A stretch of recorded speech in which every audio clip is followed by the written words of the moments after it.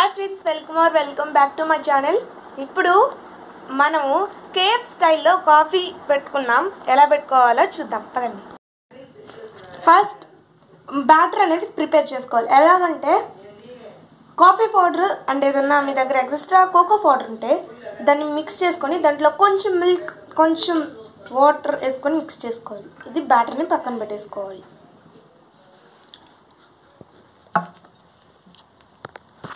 పాలుని బాగా కాగనివ్వాలి.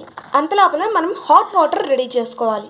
పాలు పోసే ముందర మనం పాలు పోసుకోబోయే కప్లో ముందు చేసుకున్న బ్యాటర్, తర్వాత కొంచెం కాఫీ పౌడర్,